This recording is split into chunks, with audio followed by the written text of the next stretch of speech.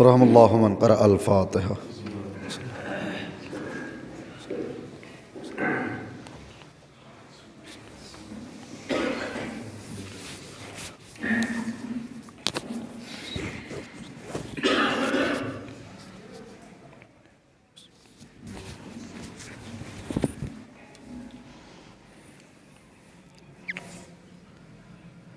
لا حول ولا قوة إلا بالله العلي العظيم۔ أعوذ بالله من الشيطان اللعين الرجيم، بسم الله الرحمن الرحيم۔ الحمد لله الذي لا يبلغ مدحته القائلون ولا يحصي نعماءه العادون ولا يودي حقه المجتهدون، الذي لا يدركه بعد الهمم ولا يناله غوث الفتن، الذي ليس لصفته حد محدود ولا نعت موجود ولا وقت معدود ولا أجل ممدود، فطر الخلائق بقدرته ونشر الرياح برحمته، ووطد بالصخور ميدان أرضه، ثم الصلاة والسلام على النبي المكي المدني الأمي القرشي الهاشمي الأبطحي التهامي، أصله وسيل وفرحه طويل وكنبه كهيل وخلقه وزيم، المعلن الحق بالحق بالقاسم محمد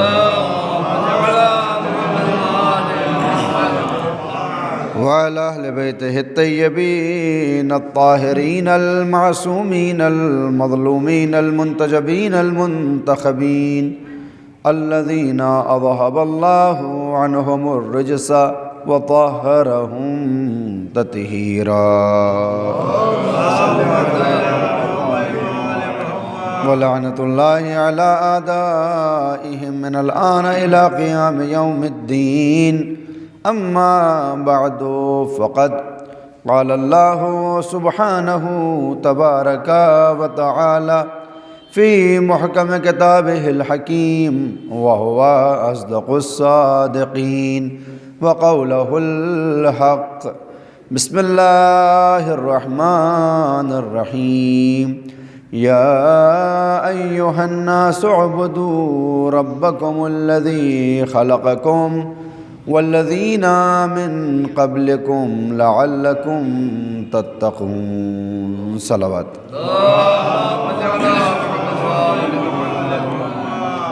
حاضرین گرامی قدر معزز سامعین کرام اور رضاداران مظلوم کربلا و بی بی فاطمۃ الزہرا، ایام عزائے فاطمیہ کے سلسلے میں آج آخری روز کہ جو آپ حضرات پورے دن عزاداری کریں گے، غالباً 3 مجالس ہیں، ایک جلوس ہے، اس سلسلے کی آج کی یہ پہلی مجلس جس کو خطاب کرنے کا شرف حاصل کر رہا ہوں۔ خداوند عالم آپ کی اس چند روز کی عبادت کو قبول فرمائے، آپ کے توفیقات میں اضافہ فرمائے، اور بی بی کی طرف سے یہ عطا ہو کہ ہمیں سچے معنی میں شیعیت اور محب کے فرق کو محسوس کرتے ہوئے اب محب کی وادیوں سے نکل کے شیعت کی وادی میں قدم رکھنے کی بھی توفیق مل جائے۔ آپ حضرات نے بہترین انتظامات کیے، بی بی اس کو قبول کریں، اور جس طرح سے مسلسل اس سردی کے موسم میں آپ حضرات اپنے گھروں سے نکل رہے ہیں یا مائک پر بھی مجلس سن رہے ہیں، ہر انسان کو اس کی معرفت اور اس کے یقین و اطمینان کی صورت میں خداوند عالم جزا بھی عنایت فرمائے گا اور انشاءاللہ انعامات بھی عطا فرمائے گا، ایسی امید ہے۔ سورہ بقرہ سے بہت ہی مشہور و معروف آیت ہے جس کی تلاوت کا شرف حاصل کیا ہے، علماء تشریف فرمائیں۔ حالانکہ آنے والا ذاکر اور واعظ اور خطیب اور عالم جو بھی ممبر پہ آتا ہے وہ کوئی بھی آیت پڑھے وہ کہتا یہی ہے کہ بہت ہی مشہور و معروف آیت، چاہے آپ نے اس کو نہ بھی پڑھا ہو۔ اصل میں ہم حسن ظن رکھتے ہیں، ہم ایسا بہتر گمان کرتے ہیں کہ آپ حضرات ماشاءاللہ قرآن کی تمام آیتوں سے واقف ہوں گے، اس لیے ایسا کہتے ہیں کہ مشہور و معروف۔ اور قرآن کا ہمارے اوپر حق ہے کہ کم از کم ہم 50 آیتیں روزانہ قرآن کی ضرور تلاوت کیا کریں۔ تو اگر 50 آیتیں تلاوت کریں گے تو ہر آیت پھر مشہور بھی ہو جائے گی، معروف بھی ہو جائے گی۔ یا ایھا الناس اعبدوا ربکم الذی خلقکم، اے انسانوں عبادت کیا کرو اپنے پروردگار کی کہ جس نے تم کو پیدا کیا، والذین من قبلکم، اور تم سے پہلے والے آباء و اجداد کا بھی پیدا کرنے والا وہی پروردگار تھا، لہٰذا عبادت کیا کرو لعلکم تتقون، اس عبادت کے کرنے کا نتیجہ یہ ہوگا کہ تم متقی اور پرہیزگار بن جاؤ گے انشاءاللہ۔ عزیزان گرامی، قرآن کریم کے آیات کے خطابات کو جب آپ جمع کرتے ہیں کہ اللہ جب بات کرنا چاہتا ہے تو چند گروہ اس کے بنتے ہیں۔ اللہ جو کلام کرنا چاہتا ہے جن لوگوں سے، ان کے چند گروہ ہیں۔ کبھی وہ کہتا ہے کہ یا ایھا النبی، اور یہاں پر خطاب کس سے ہوتا ہے؟ نبی سے۔ کبھی کہتا ہے یا ایھا الرسول، یہاں خطاب ہوتا ہے رسول سے۔ کبھی وہ کہتا ہے یا ایھا الذین آمنوا، اے ایمان والو۔ تقریباً 89 جگہ اللہ نے ایمان والوں سے بات کی ہے، ڈائریکٹ بغیر کسی واسطے کے یہ کہا یا ایھا الذین آمنوا، اور پھر ایک پیغام دیا ہے، یا اوامر کی طرف بلایا ہے یا نواہی سے روکا ہے۔ یا ایھا الذین آمنوا، یا ایمان والوں کو بلایا ہے۔ ایک اور خطاب ہے کہ اللہ جب کافروں سے بات کرنا چاہتا ہے تو وہ خود نہیں کہتا یا ایھا الذین کافروا یا کفروا، وہاں پر وہ واسطہ بناتا ہے پیغمبر کو کہ میں نبی سے تو بات کر سکتا ہوں، رسول سے بات کر سکتا ہوں، ایمان والوں سے بات کر سکتا ہوں، کافروں سے میں بات نہیں کروں گا۔ قل یا ایھا الکافرون، تو پیغمبر آپ ان کافروں سے میری طرف سے یہ بات کر لیجئے اور ان کو یہ بتا دیجئے۔ تو یہ خطابات قرآن ہیں کہ اللہ بات کرنا چاہتا ہے۔ انہی خطابات میں بعض آیتیں ایسی ملتی ہیں کہ جہاں اللہ نہ ایمان والوں کو بلا رہا ہے، نہ کسی اور نبی اور رسول کو بلا رہا ہے، نہ کسی خاص مذہب اور مسلک والے کو بلاتا ہے، بلکہ بنی نوع بشر یعنی جو اولاد آدم ہیں ان سے خطاب کرتا ہے، اے انسانوں۔ اور یہاں پر مذہب و ملت کی دیواریں ٹوٹ جاتی ہیں۔ اس آیت میں بھی اللہ نے ایمان والوں کو نہیں بلایا، کہا اے انسانوں اپنے پروردگار کی عبادت کیا کرو۔ یعنی انسانیت کا تقاضا یہ ہے کہ عبادت پروردگار کی جائے۔ انسان ہونے کا خلاصہ یہ ہے کہ اپنے محسن کے احسان کو مد نظر رکھتے ہوئے اس کے آگے اپنی پیشانی کو جھکا لیا جائے۔ لہذا اس نے کہا کہ انسانوں تم عبادت کرو، تمہیں پیدا کیا، تمہارے آباء و اجداد کو۔ کہیں کسی کے ذہن میں یہ خیال پیدا نہ ہو جائے کہ اللہ ہماری عبادتوں کا محتاج ہے۔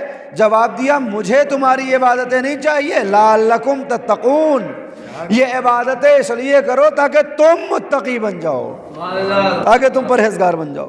لہذا اللہ کی کوشش یہ ہے کہ تم متقی پرہیزگار بن جاؤ۔ کیوں چاہتا ہے اللہ کہ ہم متقی بن جائیں؟ اس لیے کہ یوما نحشر المتقین الی الرحمن عہدا، روز محشر اللہ ان متقی بندوں کو اپنی رحمانیت کی طرف جلب کرے گا، اور اگر وہ متقی اللہ کی طرف نہ آ سکے تو نسوق المجرمین الی جہنم وردا، پھر پیاسے اونٹوں کی مانند انہیں جہنم میں ڈال دیا جائے گا۔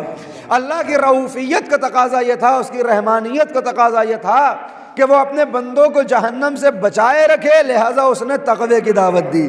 اب عزیزان گرامی، اگر ہم یہ چاہتے ہیں کہ ہمارا شمار ان میں ہو کہ جن کو اللہ اپنی طرف جلب کر رہا ہے، تو پہلی ضرورت یہ ہے کہ ہم تقوی کو اختیار کریں۔ پہلی ضرورت یہ ہے کہ ہم تقوی کو اختیار کریں۔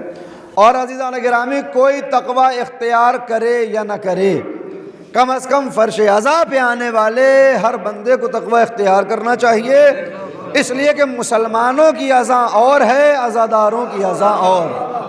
مسلمان اشہد ان محمد رسول اللہ پہ ٹھہر جاتے ہیں اور پھر نماز کی طرف بلانے لگتے ہیں، جبکہ ہمارے یہاں جو 3 وقت اذانیں ہوتی ہیں وہ عام ڈنکے کی چوٹ پہ کہتے ہیں، مائک پہ کھڑے ہو کے کہتے ہیں اشہد ان امیر المؤمنین و امام المتقین۔ یہ علی وہ ہے کہ جو مومنوں کا امیر ہے متقی کا امام ہے۔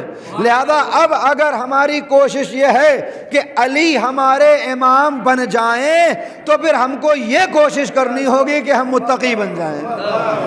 اگر ہم متقی بن گئے، اگر ہم مومن بن گئے تو علی ہمارے امیر ہوں گے اور وہ متقیوں کے امام بھی ہیں اور بلا فصل خلیفہ بھی ہیں۔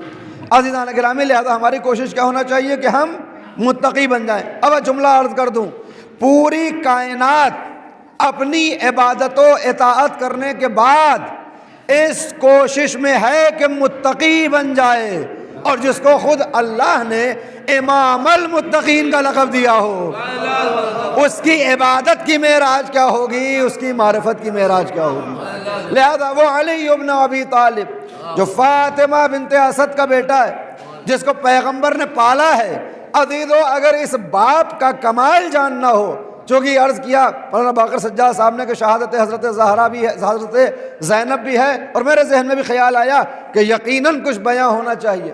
تو عزیزو اگر آپ دیکھنا چاہتے ہیں کائنات کی دو سب سے عظیم شخصیتوں کو پیغمبر کے بعد، پیغمبر کی رحلت کے بعد دو جو سب سے بڑی شخصیتیں آپ کو نظر آئیں گی عورتوں میں، ان میں ایک شخصیت کا نام ہے حضرت زہرا، جس کی عزائے فاطمیہ آپ منا رہے ہیں، اور دوسری شخصیت کا نام ہے زینب، کہ جس کا روز شہادت آپ منا رہے ہیں اس وقت۔ یہ دو ایسی ہستیاں ہیں کہ جن کا جواب دنیا نہ لا سکی۔ میں جملہ دہرا رہا ہوں اور آپ کا امتحان لیتا ہوں۔ یہ دو ہستیاں ایسی ہیں جن کا جواب نہیں آیا، جن کا جواب نہیں آیا، ایک حضرت زہرا، ایک حضرت زینب۔ زہرا کے بابا کا نام محمد، زینب کے باپ کا نام علی۔ اللہ اکبر۔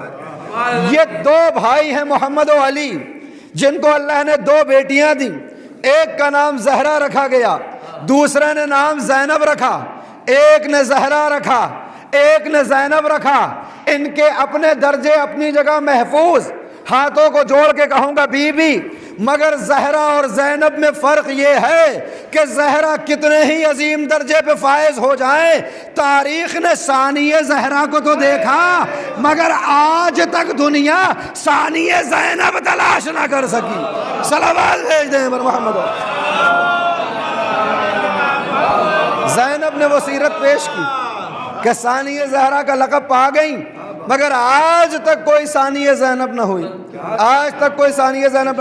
پیغمبر ارشاد فرماتے ہیں کہ زینت الدنیا المرء، پوری کائنات کی زینت مرد سے ہے۔ خوش ہو جائیے۔ پوری کائنات، پوری دنیا کی جو زینت ہے نا، وہ کس سے؟ مرد سے۔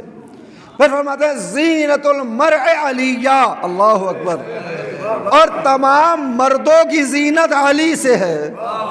اگر مرد نہ ہوتے تو دنیا زینت سے خالی ہوتی، اگر علی نہ ہوتے تو مردانگی زینت سے خالی ہوتی۔ لہذا کہا تھا کہ کل اس کو علم دوں گا جو مرد ہوگا۔ صلوات بھیجیں پر محمد۔ اللہ سلامت رکھے آپ۔ یا اللہم صلی علی محمد وآل محمد۔ دنیا کی زینت مرد سے، مردوں کی زینت علی سے۔ اب جو عزیزان گرامی تمام زینتوں کا دار و مدار علی ہو، اگر وہ اپنی آغوش میں ایک بچی کو بٹھا کے کہے کہ میں نے تمہارا نام زین و اب رکھا ہے کہ تم اپنے باپ کی زینت ہو، تو اس کا مطلب ہے کہ زینب علی کی زینت نہیں، زینب کائنات کی زینت کا نام ہے۔ صلوات بھیج دیں پر محمد وآل۔ تمہارا نام زینب، 2 برس کا سن، زینب آغوش علی میں، باپ کو بیٹی سے بڑی محبت ہوتی ہے۔ دیکھیے یہ فطری تقاضا ہے کہ بیٹا ہو تو ماں کو بڑا پیارا ہوتا ہے، یہ تو والدین کے لیے دونوں بچے پیارے ہوتے ہیں، مگر ایک فطری جو قانون ہے وہ یہ ہے کہ بیٹے ماں کو پیارے ہوتے ہیں اور بیٹیاں باپ کو پیاری ہوتی ہیں، اور بیٹیاں باپ سے زیادہ محبت کرتی ہیں۔ آپ نے سنا ہوگا کہ باپ کے جنازے کی زینت اس وقت دکھائی دیتی ہے جب بیٹی آ جاتی ہے جنازے پر رونے کے لیے، تو ہوتا ہے نا بیٹی کو باپ سے محبت ہوتی۔ 2 برس کا سن ہے، بی بی زینب مولا الموحدین کے زانوں پہ ہیں، اولا کو پیار آ رہا ہے اپنی بیٹی پہ، کبھی پیشانی کا بوسہ لے رہے ہیں، کبھی رخساروں کا بوسہ لے رہے ہیں، اور اچانک بچی ہے 2 برس کی، جب دیکھا کہ باپ محبت کے اظہار کرتے چلا جا رہا ہے۔ جملہ سنیے عزیزان گرامی، بیوی نے کہا بابا مجھے یہ بتائیے کہ آپ مجھے زیادہ چاہتے ہیں یا اللہ کو زیادہ چاہتے ہیں؟ اللہ، یہ جملہ کون کہہ سکتا ہے؟ جس کے گھر میں ہمیشہ اللہ کی باتیں ہوتی ہوں گی وہی یہ بات کہے گی۔ بابا بتائیے آپ مجھے زیادہ چاہتے ہیں یا اللہ کو زیادہ چاہتے ہیں؟ مولا نے ایک مرتبہ زینب کے چہرے کو دیکھا، پھر سے بوسہ لیا، کہا میری بیٹی تمہارا مقام اپنی جگہ محفوظ اور اللہ کا مقام اپنی جگہ محفوظ، میں اللہ کو بھی چاہتا ہوں اور تمہیں بھی مانتا ہوں اور تمہیں بھی چاہتا ہوں۔ ڈپلومیٹک جواب، اللہ کو بھی چاہتا ہوں تمہیں بھی چاہتا ہوں۔ بیوی نے کہا لیکن بابا قرآن تو یہ کہتا ہے کہ ہم نے کسی انسان کے دل میں، کسی انسان کے سینے میں دو دل رکھے ہی نہیں، ہم نے ہر انسان کے سینے میں ایک دل رکھا ہے، تو یہ ایک دل ہوگا جس میں اس کی محبت ہوگی یا اس کی محبت ہوگی۔ پیشانی کا بوسہ لے کے امیر کائنات نے بیٹی کو دوبارہ آغوش میں اٹھایا، قدموں کو بڑھایا۔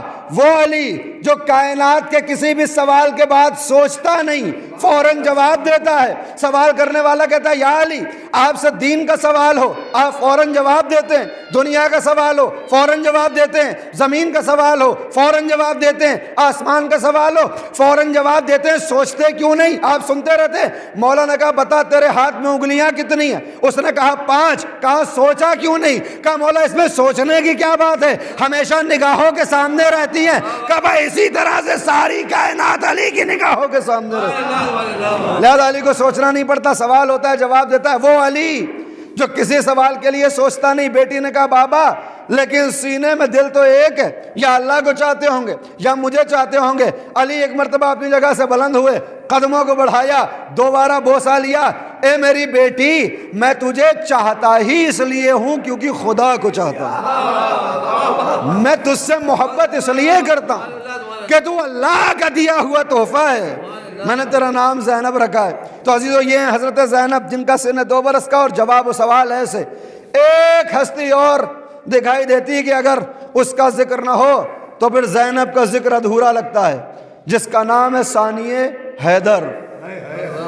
1.5 برس کا سن ہے، آغوش میں بیٹھے ہوئے ہیں ابو الفضل العباس، اور جیسے ایک باپ تربیت کرتا ہے، باتیں سکھاتا ہے اپنے بچوں کو، آپ بھی جب اپنے بچوں کو آغوش میں لیتے ہیں تو کچھ باتیں سکھاتے ہیں، کبھی اللہ ایک ہے، پنجتن 5 ہے، امام 12 ہے سکھاتے ہیں، اور کبھی 1 2 3 4 5 6 سکھاتے ہیں، کبھی ABCD سکھاتے ہیں۔ روایت بتاتی ہے کہ مولا عباس زانو پہ ہیں مولا الموحدین کے، 1.5 برس کا سن ہے، گنتیاں سکھا رہے ہیں، علم عدد پڑھا رہے ہیں۔ علی کہتے ہیں بیٹا کہو واحد، اللہ اکبر، بیٹا کہو واحد یعنی کہو ایک۔ حضرت عباس کہتے ہیں واحد۔ باپ کہتا ہے بیٹا کہو اسنان۔ پڑھانے والا کون؟ مولا الموحدین، پڑھنے والے ابو الفضل العباس۔ کہا بیٹا کہو 2، عباس خاموش۔ کہا عباس جواب کیوں نہیں دیتے؟ ایک کے بعد 2 آتا ہے، کہو واحد کے بعد اسنان، عباس خاموش ہے۔ تیسری مرتبہ امام علی نے کہا بیٹا میں تم سے کہتا ہوں واحد کے بعد اسنان کو، تاکہ تمہیں گنتیاں سکھاؤں، علم عادات دوں۔ حضرت عباس سن کتنا ہے؟ 1.5 برس کا۔ ہاتھوں کو جوڑ کے کہا بابا جس زبان سے خدائے واحد کا اقرار کر لیا اب اس زبان سے 2 کیسے کہوں؟ جب میری زبان نے کہہ دیا واحد یعنی اکیلا وہ خدا ہے، تو اب اس کے مقابلے میں کون آ سکتا ہے؟ پیشانی کا بوسہ لیا۔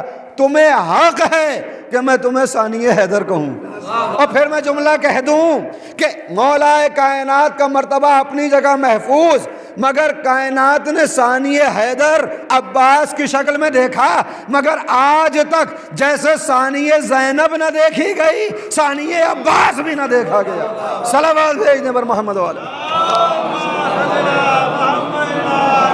یہ 2 ہستیاں ہیں کربلا کی، زینب و عباس، کہ جنہوں نے تاریخ کربلا کو سنہرے الفاظ میں لکھ دیا، اور ان کے والد کا نام ہے علی، اور ادھر زہرا کے باپ کا نام کیا؟ محمد۔ تو اب اگر ان بیٹیوں کی شخصیت اور معرفت ہمارے ذہن میں آ جائے کہ زینب کیا ہے، زہرا کیا ہے، تو پھر معرفت کا اندازہ ہوگا ہمیں، اور ہماری معرفت اور اعلیٰ مقام پہ پہنچ جائے گی علی اور نبی کے لیے، کہ زینب کا باپ ہے علی اور زہرا کا باپ ہے نبی۔ بڑی توجہ چاہتا ہوں، ان 2 باپ نے 2 بیٹیاں پالی، بار بار جملہ دہرا رہا ہوں، ایک کا نام زینب، ایک کا نام زہرا، ایک کا باپ علی، ایک کا باپ نبی، ایک کا باپ علی، ایک کا باپ نبی، تو جن دو باپ کی دو بیٹیوں کا اثر یہ ہو کہ کائنات ان کا ثانی لانے سے مجبور ہو جائے، تو پھر یہ بتائیے کہ یہ دو شخصیتیں یعنی محمد و علی اگر کسی کی آغوش میں پلے ہوں گے تو پھر اس کا مرتبہ کیا ہوگا؟ جس ماں نے محمد و علی کو پالا ہوگا، جس ماں نے محمد و علی کو پالا ہوگا، اس کا مرتبہ کیا ہوگا؟ کون؟ بی بی فاطمہ بنت اسد۔ اس لیے کہ زینب و زہرا کا ذکر نہ ہو اور فاطمہ بنت اسد کا ذکر نہ کروں تو زبان جل جائے۔ کون ہے فاطمہ بنت اسد؟ کہ جب پیغمبر اعظم کے والد دنیا سے گئے، ماں بھی دنیا سے چلی گئیں، دادا بھی دنیا سے چلے گئے 6 برس کی عمر میں، اور حضرت ابو طالب کی خدمت میں آ گئے پیغمبر اعظم، اور اب کون تربیت کرے گا؟ ابو طالب تو جائیں گے باہر، پیسے لے کے آئیں گے، اناج لے کے آئیں گے، بس تربیت کون کرے گا؟ گھر میں تربیت کرتی ہے عورت۔ وہ کون ہے؟ وہ فاطمہ بنت اسد ہے، مولا کائنات کی والدہ گرامی ہے، پیغمبر کی چچی ہیں۔ کس انداز میں تربیت کی سنتے رہتے ہیں۔ ایک آغوش میں علی کو پالا، ایک زانو پہ علی کو پالا، ایک زانو پہ محمد کو پالا، اور ایسا پالا کہ ایک کو سردار انبیاء بنایا، ایک کو سردار اوصیاء بنایا، جس کی تربیت کا انداز یہ ہو کہ علی و نبی اس کی آغوش میں پلیں، اس کا مرتبہ کیا ہوگا آپ محفوظ رکھیں۔ عزیزو بھائی، اس کے مرتبے کو سمجھنا ہے تو سنیے۔ دنیا سے جا چکی ہے فاطمہ بنت اسد، مولا الموحدین امیر المؤمنین علی بن ابی طالب علیہ السلام مسجد میں تشریف لاتے ہیں، آنکھوں سے آنسو جاری ہیں، واہ ویلا اور واہ امہ کی صدائیں بلند ہو رہی ہیں۔ پیغمبر نے دیکھا کہ علی فریاد کرتے ہوئے مسجد میں آ رہے ہیں، اپنی جگہ سے بلند ہوئے۔ کتاب بحر الانوار جلد نمبر 6، پیغمبر اعظم اپنی جگہ سے بلند ہوئے، یا علی رونے کا سبب کیا ہے؟ علی دوڑتے ہوئے آتے ہیں، یا نبی پرسا قبول کریے، میری ماں دنیا سے چلی گئی، میری ماں دنیا سے چلی گئی۔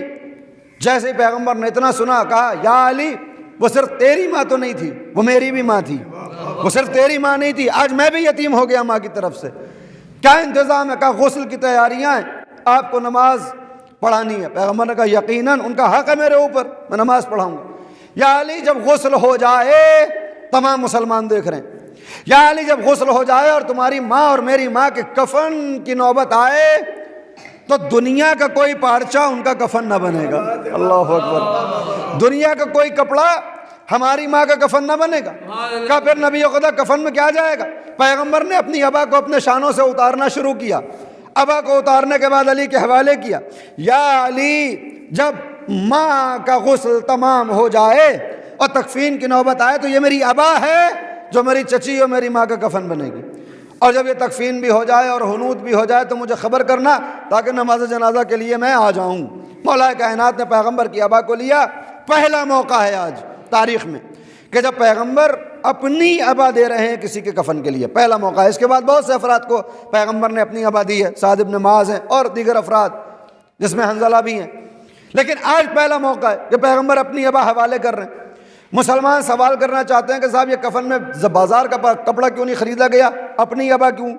لیکن ابھی سوال نہیں ہوا کہ بعد میں سوال کریں گے۔ پیغمبر غمزدہ ہیں، غسل تمام ہوا، کفن کے لیے پیغمبر کی ابا دی گئی، جنازہ آمادہ، پیغمبر اعظم جنازے میں شرکت کے لیے پا پیادہ اور ننگے پا، یعنی کوئی نالین نہیں پہنے ہوئے، کوئی جوراب نہیں ہے، ننگے پیر بی بی کے جنازے میں شامل ہیں۔ جنازہ لا کے رکھا گیا، پیغمبر نے نماز کے لیے مسلمانوں کو جمع کیا ہے، پورا مدینہ ساتھ میں ہے۔ لیجئے تدفین کے لیے پیغمبر نے چاہا کہ نماز شروع کریں۔ نماز جو شروع کی تو ایک تکبیر ختم ہوئی، دوسری تکبیر ختم ہوئی، تیسری تکبیر، چوتھی تکبیر، پانچویں تکبیر۔ عام طور پہ جنازے میں 5 تکبیریں ہوتی ہیں، مگر پیغمبر نے 6ٹھی تکبیر کہی، 7ویں تکبیر کہی، کئی تکبیریں کہہ ڈالی۔ مسلمان پریشان ہے کہ آج سے پہلے جو نماز جنازہ ہوتی تھی وہاں تو 5 تکبیریں ہوتی تھیں، آج یہ اضافہ کیسے ہو گئی؟ سوال کریں مگر سوال نہ کر سکے۔ اب کیا ہوتا ہے نماز کے بعد کہ صاحب جنازے کو قبر کے حوالے کر دیا جاتا ہے، اور اس سے پہلے چند منزلیں دی جاتی ہیں۔ وارد ہوا ہے کہ چند منزلیں دو تاکہ ایک دم سے اگر تم مردے کو قبر میں داخل کر دو گے تو اس کے اوپر دہشت اور وحشت اور زیادہ طاری ہو جائے گی۔ یہ تو یوں ہی طاری ہونے والی ہے کہ سب اعزاء و اقارب چھوڑ کے جا رہے ہیں، ایک دم سے اگر ایک ہی بار میں تم دفن کر دو گے تو وہ گھبرا جائے گا، لہذا منزلیں دیا کرو۔ پیغمبر میت کو منزلیں دے رہے ہیں۔ اب آخری منزل ہے جنازے کو قبر میں اتارا گیا، جنازہ قبر میں اتر گیا، اور اس کے بعد پیغمبر اعظم نے تلقین پڑھی، قبر کو برابر کیا گیا، مسلمانوں کو حکم ملا کہ آؤ مٹی دے دو، اور مسلمان کیا دے سکتے ہیں جاننے والے کو؟ ایک مٹھی خاک کے علاوہ۔ مسلمانوں نے خاک دینا شروع کی۔ اب پیغمبر اعظم ہیں جنہوں نے حکم دیا جائیں سب اپنے اپنے گھروں کی طرف چلے جائیں۔ کچھ سوال کرنے والے کہتے ہیں نبی خدا بہت سے سوال ہیں، آج آپ سے سوال کرنا ہے، کہ مسجد میں آؤں گا نماز کے بعد، جو بھی سوال ہے وہ کرنا، میں جواب کے لیے حاضر ہوں۔ لیجیے نماز تمام ہوئی، تدفین ہو گئی، تمام افراد جنازے کو چھوڑ کر دفنانے کے بعد اپنے اپنے گھروں کی طرف جا رہے ہیں۔ پیغمبر بھی اپنے قدم آہستہ آہستہ بڑھاتے ہوئے مسجد النبوی کی طرف رواں دوائیں۔ اچانک پیغمبر نے اپنے راستے کو چھوڑا اور دوبارہ دوڑتے ہوئے بی بی کی قبر تک آئے۔ لوگوں نے دیکھا کہ پیغمبر نے سب سے کہا تھا اپنے گھروں کی طرف جاؤ، پیغمبر بھی مسجد کی طرف جا رہے تھے، یہ دوبارہ میت کی طرف کیوں آ گئے اور قبر کی طرف کیوں آ گئے؟ لہذا جو جہاں تھا وہ وہیں پہ کھڑا ہو گیا، وہ وہیں پہ کھڑا، دیکھیں تو صحیح کیا ہوا ہے۔ اب ان مسلمانوں نے کہ جن کے غدیر میں کان خراب تھے، یہاں پر 2 کان اپنے اور 2 ادھار لے کے 4 کانوں سے سننا شروع کیا کہ پیغمبر کرتے کیا ہیں۔ دیکھا پیغمبر بی بی کی قبر کے نزدیک آئے اور جدھر سر تھا یعنی سرہانے کی طرف اپنے دہن مبارک کو لے کے گئے اور کہتے ہیں یا فاطمہ ابنو کے علی لا جعفر ولا عقیل، یا فاطمہ ابنو کے علی لا جعفر ولا عقیل، یا فاطمہ ابنو کے علی لا جعفر ولا عقیل۔ بات تمام ہوئی، پیغمبر نے قبر کو چھوڑا۔ وہ مسلمان جو سن رہے تھے وہ پریشان ہوئے کہ یہ کیا ہوا، پیغمبر یہ اپنی چچی سے کیا باتیں کرنے لگے، یہ کیا کہنے لگے، یا فاطمہ ابنو کے علی لا جعفر ولا عقیل۔ سوال ذہنوں میں رکھے ہوئے مسجد النبوی میں مسلمانوں کا کارواں پہنچا، پیغمبر اعظم مسجد میں، نبی خدا، بہت سے سوال ہیں، کہاں سوال کرو کیسے سوال۔ کا پہلا سوال، آج تک آپ نے کسی کو کفن کے لیے یہ نہ کہا کہ بازار سے کپڑا نہ خریدا جائے، ہمیشہ آپ کہتے ہیں بازار سے پارچہ لے کے اور اس کو کفن دو، آج آپ نے اپنی ابا کیوں دی؟ دوسرا سوال، یہ آپ نے تکبیریں اتنی زیادہ کیوں کہی؟ اور ایک اور مسئلہ تھا کہ دفن کرنے سے پہلے کہ بی بی کی قبر کو، بی بی کی میت کو قبر کے حوالے کیا جائے، پیغمبر اعظم خود قبر میں داخل ہوئے تھے، خود لیٹے مردوں کی طرح، اور کبھی دائیں جانب کروٹ لے کے کچھ کہا اور کبھی بائیں جانب کروٹ لے کے کچھ کہا، اور پھر قبر سے باہر نکلے اور پھر جنازہ دفن کیا گیا۔ کہا آپ قبر میں کیوں لیٹے پہلے، اور اس کے بعد جب آمادہ ہو گیا جنازہ اور تدفین بھی ہو گئی اور مسلمانوں نے مٹی بھی دے دی تو پھر آپ پلٹے کیوں اور یہ کیا کہا، یا فاطمہ ابنو کے علی ولا جعفر لا جعفر ولا عقیل۔ پیغمبر نے کہا سارے سوالوں کا جواب دوں گا، سنو۔ پہلا جواب، تمہارا سوال یہ ہے کہ میں نے اپنی ابا اپنی ماں کے کفن کے لیے کیوں دی؟ جواب یہ ہے کہ ایک روز نماز جمعہ کے خطبے میں عالم محشر کے واقعات کو بیان کر رہا تھا کہ محشر کس ہولناک منظر کا نام ہے، کیا ہونے والا ہے، کون سی مصیبتیں آنے والی ہیں، اور اسی محشر کے حالات میں نے بیان کیا کہ جب اسرافیل سور پھونکیں گے تو پھر ہر انسان اپنی قبر سے باہر آئے گا، کس حالت میں، عریاں اور برہنہ، جسم کے اوپر لباس نہیں ہوگا، جسم کے اوپر کفن نہیں ہوگا، عریاں اور برہنہ ہوگا۔ جیسے ہی میں نے یہ کہا تو قنات کے پیچھے نماز پڑھنے کے لیے آئی ہوئی میری چچی بی بی فاطمہ بنت اسد کہ جن کے بڑے احسان ہیں میرے اوپر، وہ چیخ مار کے رونے لگی۔ میں نے خطبے کے بعد بی بی سے پوچھا کہ بی بی آپ کے رونے کا سبب کیا تھا، آپ کے فریاد کا سبب کیا تھا؟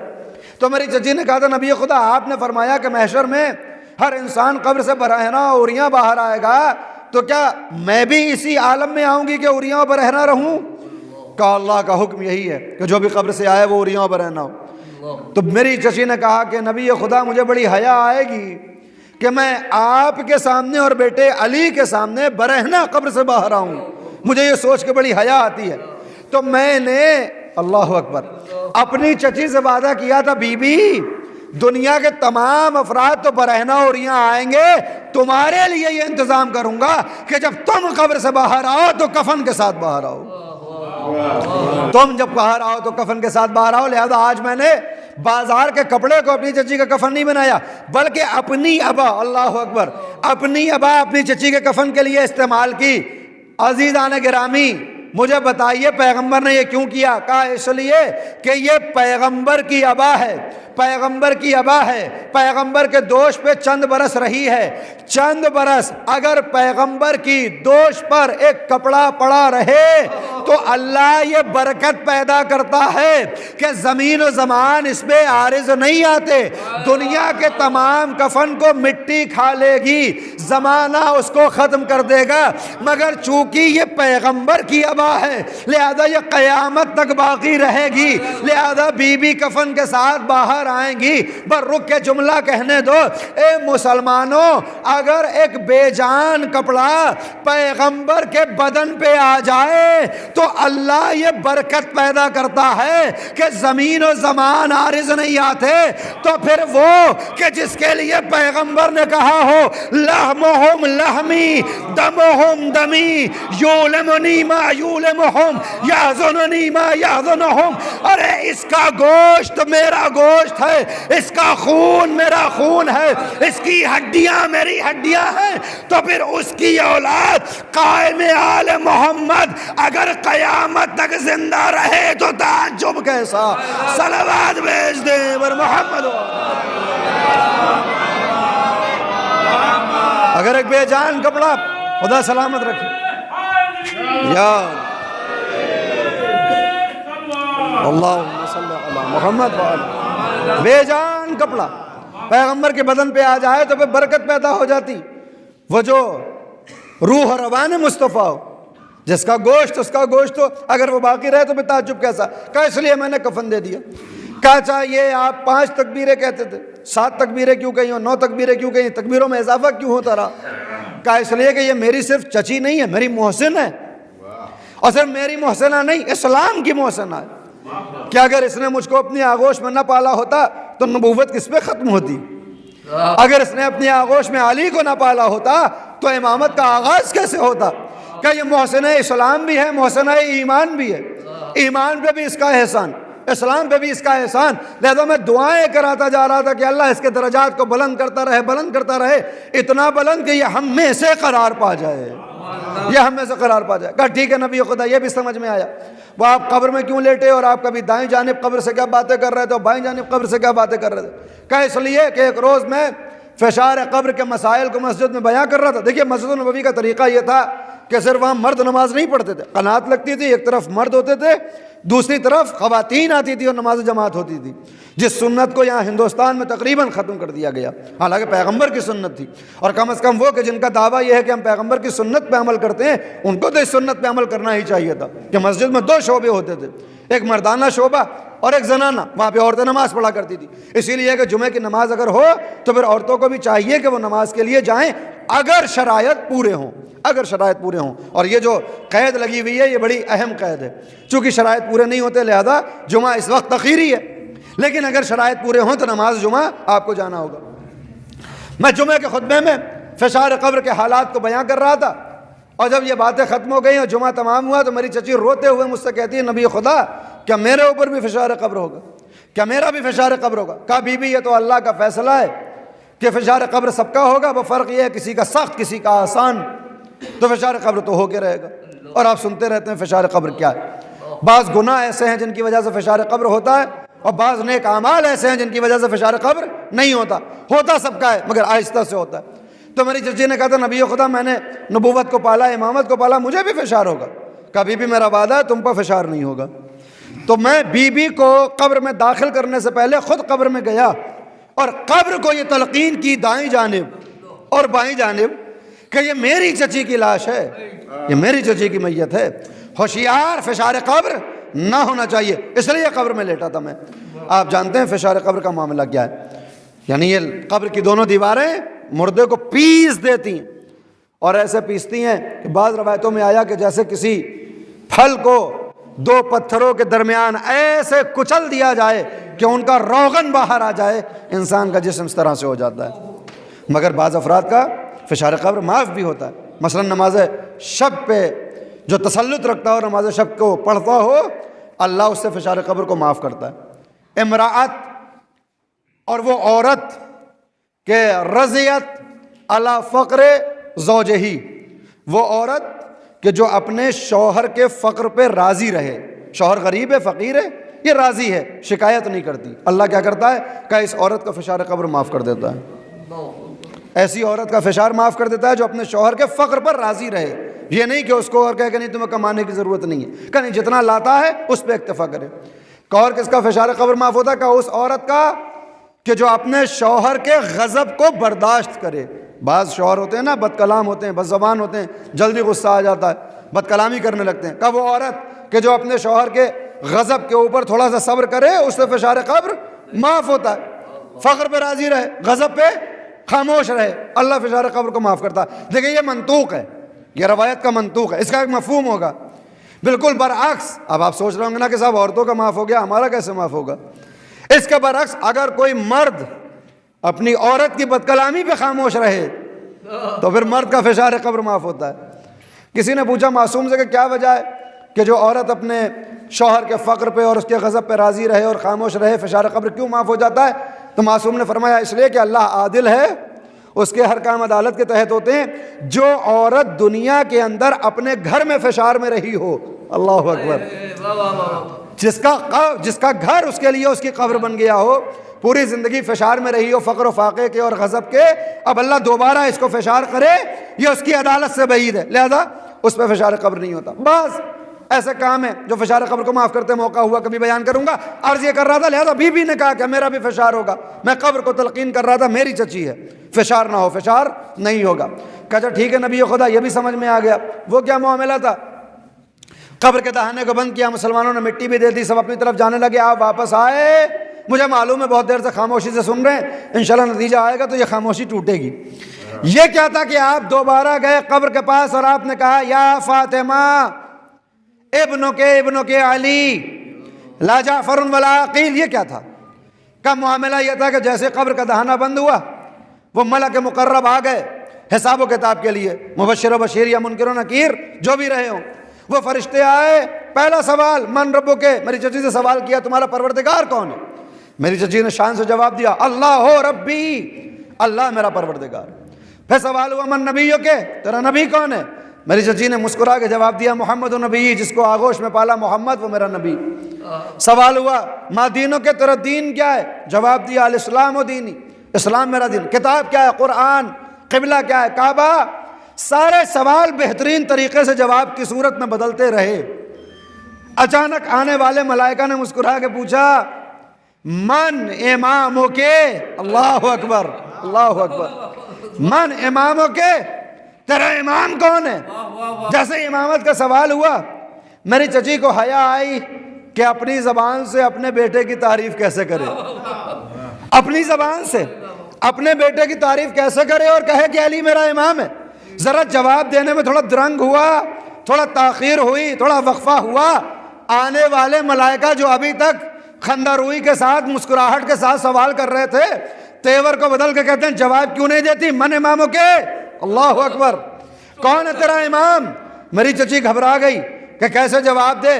جیسے ہی اس نے جواب دینے میں تھوڑی اور تاخیر کی، اب ملائکہ غضب میں آنے والے تھے، انہوں نے غصہ کے پوچھا بتاتی کیوں نہیں من اماموں کے، تیرا امام کون ہے؟ میں نے محسوس کیا کہ کہیں ایسا نہ ہو کہ جواب میں دیری ہو جائے اور معاذ اللہ خدا نہ خواستہ وہ ہو جائے جو نہیں ہونا چاہیے. لہٰذا میں دوڑتا ہوا آیا، قبر کے اوپر میں نے ہاتھ رکھا، باہر سے سہارا دیا، میں نے تلقین پڑھائی یا فاطمہ ابنوں کے علی لا جعفر ولا عقیل، یا فاطمہ ابنوں کے علی لا جعفر ولا عقیل. اے میری چچی فاطمہ جواب کیوں نہیں دیتی؟ تمہارا امام تمہارا بیٹا علی ہے، جعفر تمہارا بیٹا امام نہیں ہے، عقیل تمہارا بیٹا تمہارا امام نہیں، وہ جو علی ہے نا وہ تمہارا امام ہے. میں نے سہارا دیا، میں شفیع بنا، میں نے تلقین کی، میری چچی نے شان سے جواب دیا. آنے والے ملائکہ قبر کو روضۃ من ریاض الجنہ، جنت کا ایک باغ بنا کے چلے گئے، بات تمام ہو گئی۔ مسلمانوں مجھے بتاؤ قبر میں جانے والی کون؟ فاطمہ بنت اسد۔ مقام کیا ہے؟ نبوت کو پالا، رسالت کو پالا، امامت کو پالا، ولایت کو پالا۔ کس کا کفن ہے؟ پیغمبر کی ابا، اس کا کفن۔ نماز پڑھانے والا کون؟ پیغمبر اعظم ختمی مرتبت۔ نماز پڑھنے والا کون؟ مولا الموحدین امیر المؤمنین۔ قبر کو تلقین کرنے والا کون؟ احمد مجتبی۔ فشار سے روکنے والا کون؟ محمد مصطفیٰ۔ جب اتنے درجے ملتے ہیں تب فاطمہ بنت اسد بنتی ہے، مگر وہ فاطمہ جس کے پاس اتنے درجے تھے وہ بھی اگر علی کی ولایت کے سوال کے جواب میں وقفہ کرے تو ملائکہ کا چہرہ بدل جاتا ہے۔ اے مسلمان، تیری اوقات کیا جو بغیر ولایت علی کے جنت جانے کا خواب؟ صلوات بھیج دیں بر محمد۔ خدا علی کی ماں، خدا سلامت رکھے یا علی۔ اللہم صلی علی محمد وآلہ محمد۔ خود علی کی ماں کو علی کا سوال معاف نہیں ہے، خود نبی کی ماں کو علی کی ولایت کا سوال معاف نہیں ہے۔ ہماری اور آپ کی بساط کیا ہے کہ ہم کہیں صاحب بغیر ولایت علی کے ہم جنت میں کیسے داخل ہوں گے؟ یا آپ مرد ہوں گے یا زن ہوں گے، یا جوان ہوں گے یا بوڑھے ہوں گے؟ اگر مرد ہیں تو مردوں میں جانے کی انٹری کے لیے ٹکٹ علی سے لینا ہوگا، اگر خواتین ہیں تو ان کو جانا ہے تو سیدۃ نساء العالمین فاطمہ ہے جس کا شوہر علی ہے، اسے اجازت لینی ہوگی۔ اگر جوانوں کی صورت میں جا رہے ہیں تو وہاں جوانوں کا سردار جو ہے وہ حسنین ہے، ان کا باپ علی ہے، کیسے جائیں گے بغیر علی کے؟ لہذا معلوم یہ ہوا کہ علی کو چھوڑ کر نہ جنت میں جایا جا سکتا ہے نہ عذاب سے بچا جا سکتا۔ یہ فاطمہ بنت اسد کا کمال ہے۔ تو عزیزان گرامی، فاطمہ بنت اسد، مجھے تاخیر بھی ہو رہی ہے یقیناً، اور آپ بھی ماشاءاللہ کافی دیر سے سن رہے ہیں، میں ختم کروں جلدی سے کہ فاطمہ بنت اسد کے دو بیٹے، نبی و علی دونوں کی ایک ایک بیٹی، فاطمہ اور زینب۔ فاطمہ کون ہے؟ کل میں نے آپ کے سامنے عرض کیا کہ 2 مرتبے بی بی کو ایسے ملے، کچھ نہ ملتا تو بس یہ کافی تھا۔ ایک مرتبہ کیا ہے کہ 75 روز 95 روز جبریل امین نازل ہو رہے ہیں۔ دوسرا مرتبہ یہ ہے کہ شفاعت کے لیے روز محشر ان کے قبر سے اٹھنے کا انداز جدا ہوگا اور یہ اپنے چاہنے والوں کی شفاعت کریں گے، اپنے چاہنے والے۔ دیکھیے شفاعت کے معاملے میں بعض وقت ہم بڑے جری ہو جاتے ہیں کہ صاحب میں نے عرض کیا تھا کہ ہماری شفاعت ہو جائے گی اس لیے کہ ہم علی کے چاہنے والے ہیں، علی کے شیعہ ہیں۔ دیکھیے جو علی کا شیعہ ہے نا اسے شفاعت کی ضرورت ہی نہیں پڑے گی۔ اللہ اکبر۔ جو علی کا شیعہ ہے اسے ضرورت نہیں پڑے گی۔ دلیل کیا ہے؟ دلیل سنیے مجلس تمام اور فیصلہ کر لیجئے کہ ہم کیا ہیں۔ اللہ نے جب یہ چاہا کہ دنیا کو بسائے تو زمین سے مٹی منگوائی، سنتے رہتے ہیں آپ حضرات۔ ملک زمین پہ آیا، مٹی لے کے آسمان پہ پہنچا، اوپر اللہ نے اپنے پوری قدرت کے ساتھ آدم کے پتلے کو بنایا۔ آدم کا پتلا بن گیا، 40 برس آسمان پہ یوں ہی پڑا رہا یہ مٹی کا مجسمہ، اس میں روح نہیں پھونکی گئی۔ 40 برس تک یہ مجسمہ یوں ہی پڑا رہا۔ پھر اللہ نے جب ارادہ کیا کائنات میں دنیا پہ انسانوں کو بھیجے تو وَنَفَخْتُ فِيهِ مِن روحی، پھر اس میں اپنی روح داخل کر دی۔ فرشتوں سے کیا کہا؟ سجدہ کرو۔ آپ حضرت ہزاروں مرتبہ سنتے رہتے ہیں سجدہ کرو سجدہ کرو۔ فرشتوں نے اعتراض کیا کہ ہم تو نہیں کریں گے، تیرا کریں گے، اس کا نہیں کریں گے۔ اللہ نے کہا ہم امتحان کیے لیتے ہیں۔ امتحان ہوا، ملائکہ فیل ہو گئے، آدم کامیاب ہو گئے ان پنجتن کے انوار کے سلسلے میں کہ جس کا جواب دیا کہ تم محمود یا محمد تو اعلیٰ یا علی۔ جب کامیاب ہو گئے حضرت آدم، قرآن کی آیت ہے، اللہ کا حکم ہوا آدم تم امتحان میں کامیاب ہو گئے ہو، جنت میں چلے جاؤ۔ سنتے ہیں نا، جنت میں داخل ہو جاؤ۔ میں نے اعتراض کیا، اچھا مولوی کچھ نہ کر سکے، اعتراض تو کر سکتا ہے نا۔ کہ میرے اللہ تو آدم کو جنت میں کیوں بھیج رہا ہے؟ کہ بھائی میری جنت میری مرضی میں بھیج رہا ہوں، تم کون ہوتے ہو؟ ہم نے کہا ہم نے تو پڑھا کہ جنت ملتی نماز کے بدلے میں، جنت ملتی ہے روزے کے بدلے میں، جنت ملتی ہے حج و زکوٰۃ و خمس و جہاد کے بدلے میں۔ آدم نے ابھی کوئی نماز تو پڑھی نہیں، سنتے رہتے ہیں آپ، نہ روزہ رکھا، ابھی تو پیدا ہوئے، ابھی تو یہ مجسمہ بنا ہے، روح داخل ہوئی ہے، ابھی امتحان ہوا ہے، یہ کیوں جا رہے ہیں جنت میں؟ کہا کہ تم نے دیکھا نہیں کہ انہوں نے، اللہ اکبر، انہوں نے ملائکہ کو پنجتن کے ناموں کی تعلیم دی ہے. انہوں نے قرآن کریم ہے انبئہم اسماءہم، ان اسماء کو پڑھ کے سناؤ اور پھر ان کو پڑھاؤ فرشتوں کو جن کو نہیں معلوم. انہوں نے پنجتن کو اسماء الہی کی تعلیم دی ہے. ہم ان کو جنت میں جانے کا حکم دے رہے ہیں. ہم نے کہا میرے اللہ جنت تیری، فیصلہ تیرا، میں کون اعتراض کرنے والا ہوتا ہوں. لیکن اپنے اس قانون کو برقرار رکھنا. اللہ اکبر. اپنے اس قانون کو برقرار رکھنا. اگر روز اول تو نے ملائکہ کو پنجتن کے نام کی تعلیم دینے کی وجہ سے آدم پہ جنت فرض کر دی تو کتنے دن پڑھایا آدم نے؟ کہا ایک روز. کتنوں کو پڑھایا؟ ملائکہ کو پڑھایا. اگر میرے اللہ آدم اسماء الہی کی تعلیم کے باعث جنت میں جانے کے حقدار ہو جاتے ہیں تو حساب کے دن، میزان کے دن، صراط کے دن اور اعمال کے تولے جانے کے دن ہمارے گھر کی خواتین اگر جہنم میں جانے لگیں تو میں دوبارہ اعتراض کروں گا میرے اللہ تیرا قانون یہ تھا کہ جو پنجتن کے ناموں کی تعلیم دے دے اگرچہ ایک مرتبہ تو جنت کو واجب کرتا ہے.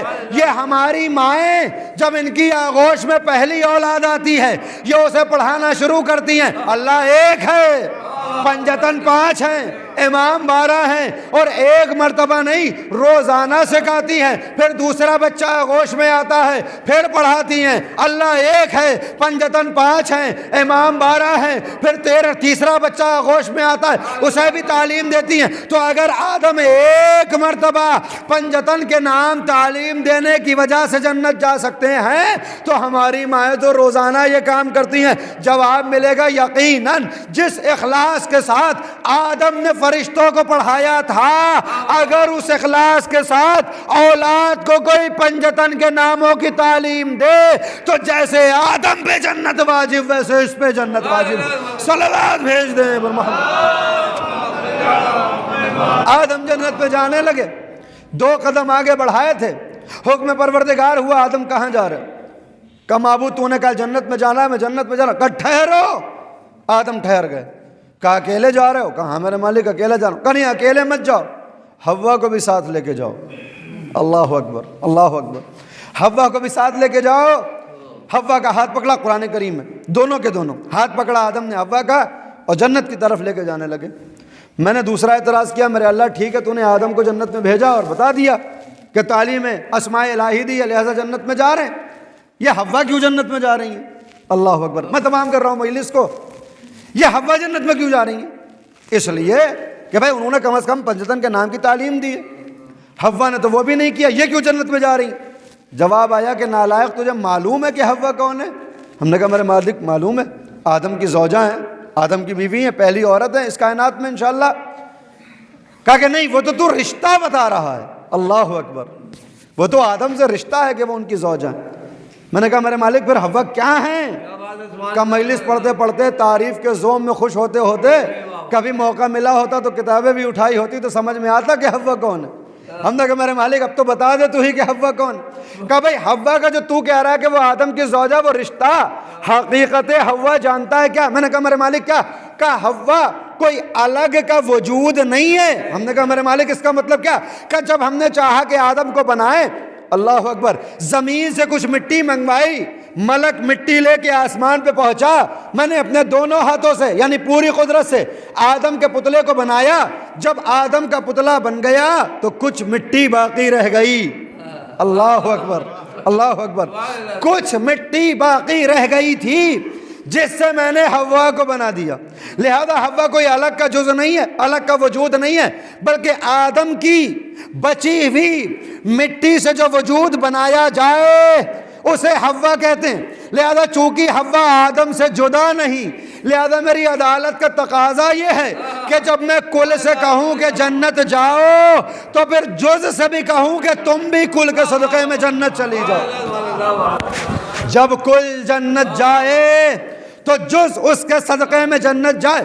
میں نے کہا میرے اللہ جنت تیری، فیصلہ تیرا، مگر اس قانون کو یاد رکھنا کہ اگر کل جنت جائے تو جز بھی جنت جاتا ہے. یعنی اگر بچی ہوئی مٹی سے دوسرا مجسمہ بنے تو پہلے کے صدقے میں وہ بھی جنت جاتا ہے۔ عزیزوں، صادق آل محمد 4000 شاگردوں کے سامنے ممبر پہ بیٹھ کے کہتے ہیں رحم اللہ شیعتنا خلقوا من فاضل تینتنا واجنوا بماء ولایتنا۔ میرے اللہ، میرے شیعوں پہ رحمت نازل فرمانا کہ ان کو تو نے ہماری بچی ہوئی فاضلہ تینت سے خلق کیا، بچی ہوئی مٹی سے خلق کیا، واجنوا بماء ولایتنا، اور جن کی مٹی کو خمیر ہماری ولایت کے پانی میں کیا گیا، ان پہ رحم نازل فرمانا۔ حدیث صادق آل محمد رحم اللہ شیعتنا، میرے اللہ میرے شیعوں پہ رحم نازل فرما۔ کون ہے شیعہ؟ خلقوا من فاضل تینتنا، جو ہماری تینت فاضلہ سے خلق ہوئے، جو ہماری بچی ہوئی مٹی سے خلق ہوئے۔ وَأُجَنُوا بِمَاءِ وِلَایَتِنَا، اوجنو یعنی معجون، جو معجون اس لیے کہ مجسمہ سوکھی مٹی سے نہیں بنتا، خمیر سے بنتا ہے۔ اوجنوا میں ماء ولایتنا، ان کے خمیر میں ہماری ولایت کا پانی استعمال ہوا۔ تو بس میرے پروردگار، لہذا معلوم یہ ہوا کہ جو شیعہ ہے نا وہ الگ کا وجود نہیں ہے، بلکہ صادق آل محمد کے قول کے مطابق جو مٹی آل محمد سے باقی بچی اس سے شیعوں کو خلق کیا گیا۔ تو میرے اللہ، اگر آدم کی زوجہ حوا آدم کے صدقے میں جنت جائیں گی تو محشر میں جب قسیم النار والجنہ جنت کو تقسیم کرے گا، سید شباب اہل الجنہ جوانوں کو جنت کی طرف بلائیں گے، اور مول الموحدین جام کوثر لے کے کھڑے ہوں گے تو ہم بھی ہاتھوں کو جوڑ کے کھڑے ہو جائیں گے۔ میرے اللہ، ہم بھی تو انہی کا بچا ہوا جز ہیں، اگر کل جنت جا رہا ہے تو ہمیں بھی جانے دو۔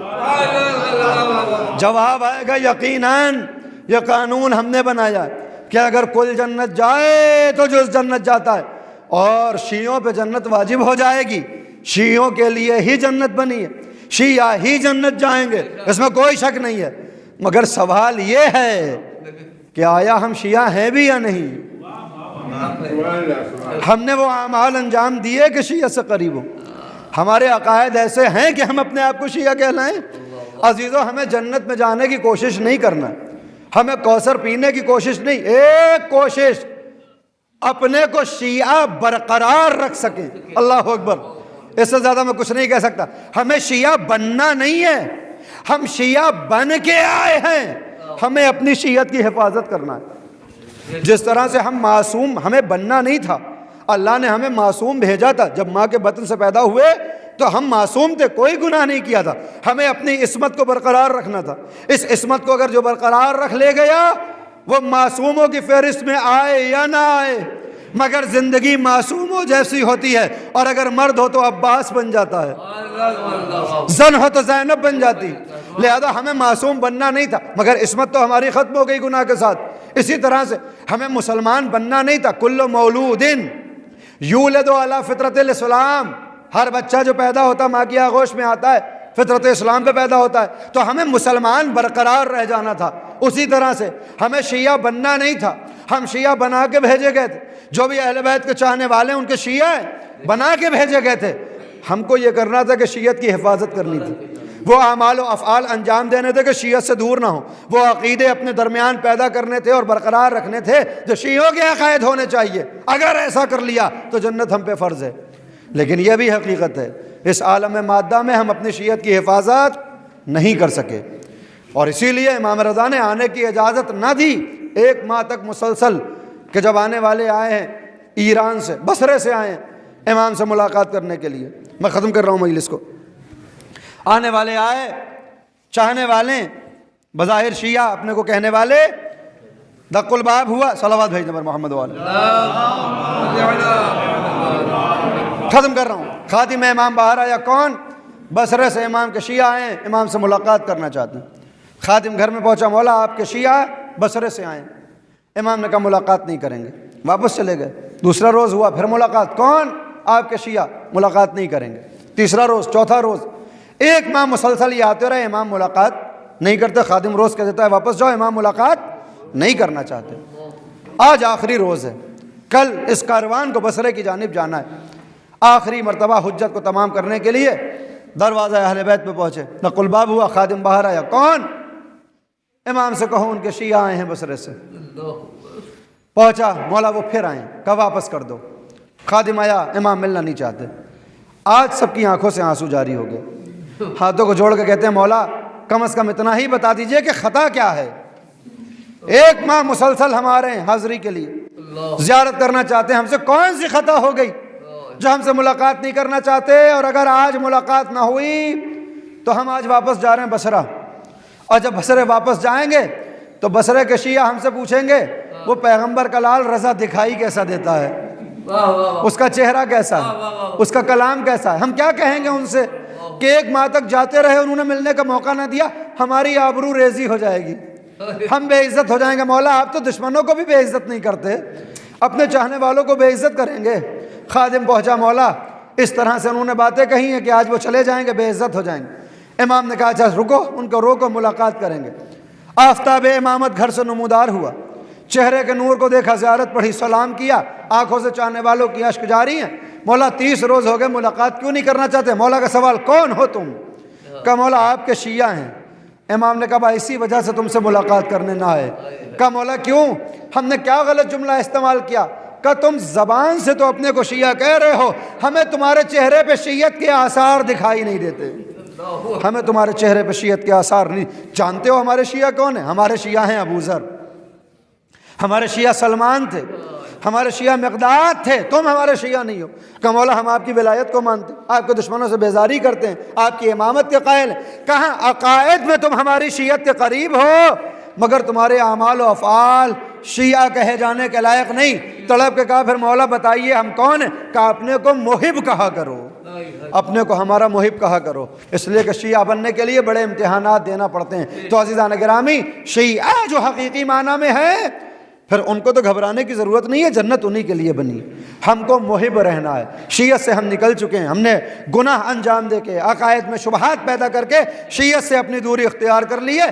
پھر سے کوشش کریں کہ شیعت کی طرف پلٹیں، اور جب تک نہیں پلٹتے محب بن کے رہیں۔ اور محب وہ ہوتا ہے کہ جو ان کی خوشی میں خوش ہو جائے، ان کے غم میں غمگین ہو جائے۔ یہ ایام عزائے فاطمیہ کا سلسلہ بی بی اسی لیے ہے کہ اپنے حب کو ظاہر کر سکیں۔ یہ ایک ہفتہ جو ہم نے پروگرام مسلسل جاری رکھا پیغمبر کو پرسہ دینے کے لیے تمہاری شہادت کا، اس لیے تاکہ اپنے حب کو ظاہر کرے، مودت کے کچھ رخ دکھا سکے اور بتا سکے ہمیں آپ سے محبت ہے، کہ اس محبت کے صدقے میں ہم پلٹ کے شیعت کے راستے پہ آ جائیں۔ اے پیغمبر اپنی بیٹی کا پرسہ قبول کرو، اے علی اپنی زوجہ کا پرسہ قبول کرو، اور ہدیے میں تحفے میں ہمیں ہماری شیعت لوٹا دو، ہمیں ہمارا حب لوٹا دو، کہ ہم ان کے راستے پہ چل سکیں، ان کے اعمال کو انجام دے سکیں، ان کے افعال کو انجام دے سکیں، ان کی سیرت پہ چل سکیں۔ ہاں عزیزو، ہماری شیعت کو برقرار رکھنے کے لیے، ہمارے ایمان کی حفاظت کے لیے آل محمد نے بڑی تکلیفیں اٹھائی ہیں۔ وہ بی بی کہ جو خاتون جنت تھی، اس نے پہلو پہ دروازہ گرتا ہوا گوارا کیا۔ وہ علی جو فاتح خیبر و خندق تھا، اس نے تلوار کو میان میں رکھا تاکہ اس شیعت کی حفاظت ہو جائے، اس اسلام کی حفاظت ہو جائے۔ آپ متوجہ گریہ ہیں، میں مجلس کو تمام کر رہا ہوں۔ اے علی آج 2 پرسے قبول کرو، اپنی زوجہ فاطمہ کا پرسہ، اپنی بیٹی زینب کا پرسہ۔ وہ زینب جو کربلا سے کوفہ سے شام سالار قافلہ حسینی بن کے جا رہی ہے، جو میر کاروان حسینی ہے، وہ زینب کہ جس نے پوری زندگی بھائی پہ گریہ کیا۔ کون ہے زینب اولیاء مقام؟ وہ زینب کہ جو کبھی حسین سے جدا نہ ہوئی، ایسی محبت تھی حسین سے کہ جب رشتہ آیا عبداللہ کا، اے بی بی تم کو رشتہ قبول ہے، تو زینب نے بس ایک شرط لگائی تھی، عبداللہ زینب کو رشتہ قبول ہوگا، مگر بس تمہیں ایک شرط ماننی ہوگی، اور وہ یہ شرط یہ ہے کہ کبھی حسین کو زینب سے جدا نہ کرنا۔ جہاں میرا بھیا جائے گا وہاں زینب جائے گی۔ عبداللہ نے قبول کیا۔ بی بی ارے جہاں سردار جنت جائے وہاں تجھے جانے کی اجازت ہوگی۔ لہٰذا 28 صفر کو جب قافلہ آمادہ ہوا، حسین زینب کے نزدیک پہنچے، بہن ارے اب کربلا کا ارادہ ہے، کربلا سے کوفہ تمہیں قافلہ لے کے جانا ہے، آمادہ ہو جاؤ۔ قافلہ آمادہ ہوا، لیجئے سالار کاروان ابھی تو حسین ہے، وہ زینب جو کبھی بھی حسین سے جدا نہ ہوئی، روایتیں بتاتی ہیں کہ اگر حسین مریض ہو جاتے تھے تو زینب مزمحل ہو جاتی تھی، اگر حسین پہ کچھ آفت پڑتی تھی تو زینب کی طبیعت میں ناسازی پیدا ہو جاتی تھی، مگر اللہ جانے کہ وہ بہن کہ جو کبھی حسین کی جدائی گوارا نہ کرتی تھی، اللہ جانے عصر عاشور تلے زینبیہ سے بھائی کے کٹتے گلے کو کیسے دیکھا ہوگا۔ شمر ذل جوشان سر کو کاٹ رہا تھا، زینب دیکھ رہی تھی، وہ ایک ہی فقرہ تھا، اے پسر سعد، اے ملعون تو دیکھ رہا ہے میرا بھیا بھوکا پیاسا کاٹا جا رہا ہے، سر و تن میں جدائی ہو رہی ہے۔ لیجئے کربلا کے واقعات تمام ہو گئے، اب زینب کو قافلہ لے کے جانا ہے کوفہ کی جانب، دربار میں جانا ہے۔ ہاں دربار میں زہرا بھی گئی تھی اپنے حق کو طلب کرنے کے لیے، جب چند گھنٹوں کے بعد دربار سے واپس آئی، چہرے کو جھکائے ہوئے، سر کو جھکائے کھڑی تھی۔ زینب نے کہا بی بی سر کو کیوں جھکائے کھڑی ہو؟ اماں چہرہ کیوں جھکائے کھڑی؟ اے زینب دربار میں گئی، چند گھنٹے اپنا مقدمہ پیش کیا، مسلمان کرسی نشین ہے، کسی نے مجھ سے یہ نہ کہا اے خاتون جنت کرسی پر بیٹھ جاؤ، میں کھڑے ہو کے مقدمہ پیش کرتی رہی۔ دل یہ کہتا زینب نے کہا ہوگا اے اماں ارے دربار میں تم سے بیٹھنے کو نہ کہا گیا، تم پہ اتنا گراں گزرا، مگر جب دربار میں گئی سر پہ چادر تھی، قیدی نہ تھی۔ یہ زینب بعد شہادت حسین جب دربار کوفہ میں جائے گی، دربار شام میں جائے گی، سر پہ ردا نہ ہوگی، سامنے بھائی کا کٹا ہوا گلا ہوگا، یزید شراب کے نشے میں مست و مگن کہے گا زینب سے کلام کرنا چاہتا ہوں، بھائی اتنا کہنا ہوگا، فضہ زینب کے آگے آ جائے گی، اے ملعون جب تک فضہ زندہ ہے زینب سے ہم کلام نہیں ہو سکتا۔ بھائی یزید نے جیسے ہی اتنا سنا، حکم دیا اس حبشی غلام کو، اس حبشی کنیز کو زینب کے سامنے سے لے جاؤ، میں زینب سے ہم کلام ہونا چاہتا ہوں۔ چند مرد دربار میں اپنی کرسیوں کو چھوڑ کے فضہ کو ہٹانے کے لیے آگے بڑھے، وہ فضہ نے دیکھا چند نامحرم میری جانب بڑھ رہے ہیں، ایک مرتبہ دربار میں بیٹھے ہوئے حبشی غلاموں سے کہا اے حبش کے غلاموں تمہاری غیرت کو کیا ہو گیا؟ تمہارے قبیلے کی ایک خاتون ہے جس کی جانب نامحرم بڑھ رہے ہیں، تمہاری غیرت نے گوارا کر لیا۔ حبشی غلاموں نے اتنا سنا تلواروں کو بے نیام کیا، اے یزید اپنے حکم کو واپس لے ورنہ ابھی تیرا دربار خون میں رنگین ہوگا۔ اتنا سننا تھا کہ یزید نے حکم کو واپس لیا، یہ تمام سپاہی اپنی جگہ پہ بیٹھ گئے۔ ارے اس منظر کو ثانیہ زہرا نے دیکھا، آنکھوں سے اشک جاری ہوئے۔ میں نے کہا بی بی ارے اب کیوں روتی ہو؟ زہرا کی کنیز فضہ تمہاری ڈھال بن کے کھڑی ہے، تم سے یزید ہم کلام نہ ہوگا، رونے کا سبب کیا ہے؟ اتنا سننا تھا۔ زینب تڑپ گئی، مدینے کا رخ کیا، اے میرے نانا آج فضہ کو بچانے والے حبشی غلام موجود، میں نبی کی بیٹی، میں علی کی بیٹی، میں زہرا کی جائی دربار میں بے مخنہ چادر، یہ مسلمان دیکھ رہے ہیں جن کے گھر سے پردہ ایجاد ہوا، ان کی خواتین بے مخنہ چادر، مگر کسی کو حیا نہیں آتی۔ اے بابا علی زینب کی مدد کو آؤ، کربلا کا امتحان دے چکی، اب شام کے امتحان باقی ہیں، مشکل کشا بیٹی کی مشکل کشائی کرو۔ انا للہ و انا الیہ راجعون، رضا بقضائہ و تسلیما لامرہ، سیعلم الذین ظلموا ای منقلب ینقلبون۔ ماتم حسین۔